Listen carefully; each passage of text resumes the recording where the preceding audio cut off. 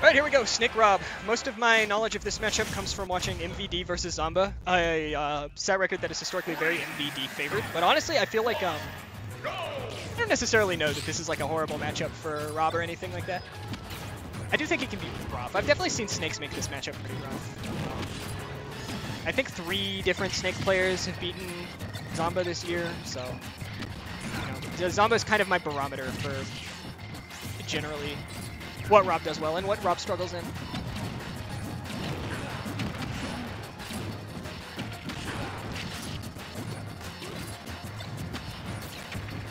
And so far, definitely trading back and forth a lot. Much more Bray favored in terms of percent. I say much, but it's not that crazy, but it's definitely distinctly Bray favored. All right, full screen dash attack. We'd love to see it. We'd love to see it.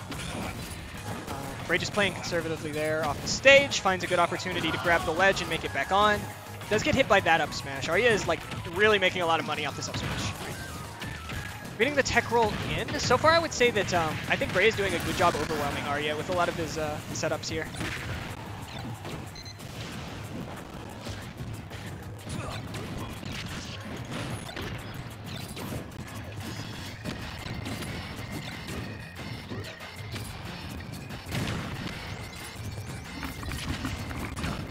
Important set of my life. Let's go. The mommy match? Let's go. I was playing lame. Well, sometimes you gotta do what you gotta do. Yeah. Absolutely you do.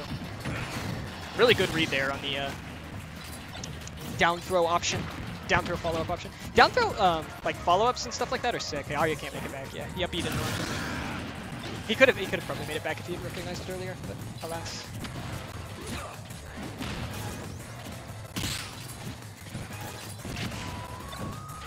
I do also have one other piece of hot info, which is an actual like set history thing that I know, and that is that Bray has taken at least 1 set off of Alendis Online. So that's, you know, like a top 5 at worst Snake player that Bray has in fact defeated. So he has shown more than just competency in the matchup, I would say.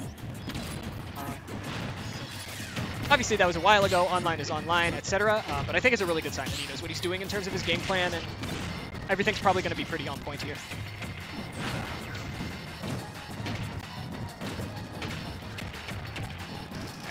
Down throw follow-up. Grenade is able to get him out of that DI guessing game.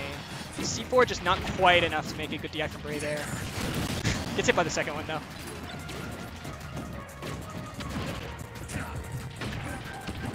Okay, misses the tech. That'll send to the first game in Bray's favor. Looks like we're running it back to the same stage.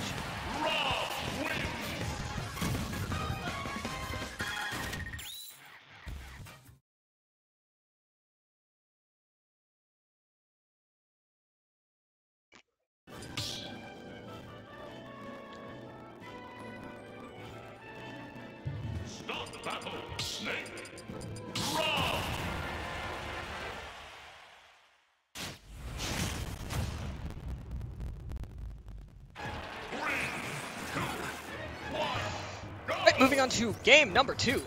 Adjustments I would like to see Aryeh make. I think he needs to play a little safer around Rob's long-range pressure. Like, he's getting hit by a few too many gyros, a few too many laser beams, in my opinion, and it's definitely like causing his damage to rack up a lot more quickly over time.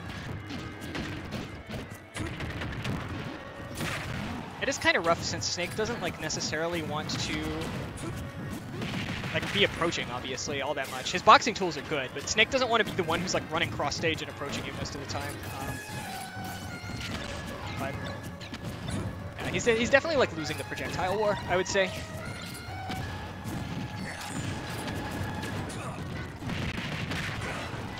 Playing a bit more of a platform-heavy game so far.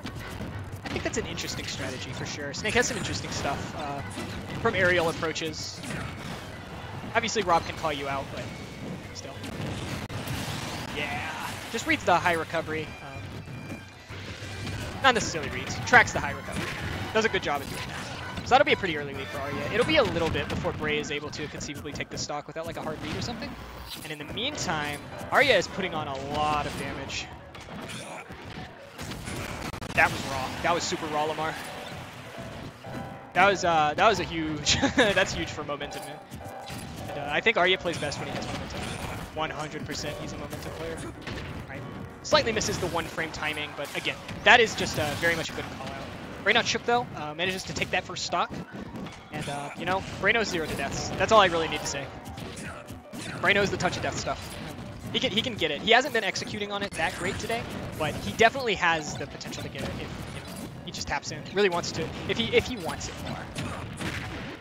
Okay. This is the grenade for a reversal. Pretty clever stuff there.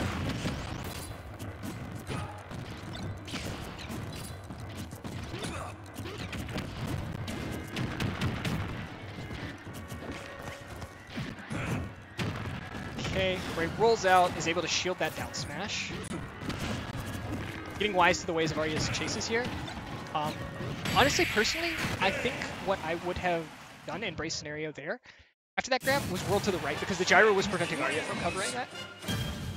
But that's kind of a split-second moment decision, like spur-of-the-moment decision. And in matches like these, especially where you have 2 item-heavy characters, it's very hard to keep track of everything that's going on at the stream at all seconds of the match. Alright, evening it up, we're running to Hollow Bastion. This just seems to be a comfort stage for Bray in general. He was going this even with like his non-rock characters, so I wouldn't be surprised if this is just the stage he likes the most, in addition to facilitating the way he likes to play Rob. 3, 2, 1, go!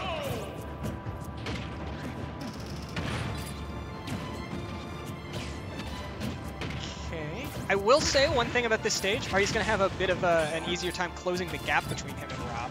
I do think that when he's been closing the gap, he's been outboxing Rob most of the time. So it'll be interesting to see how both of their game plans adapt based on this stage.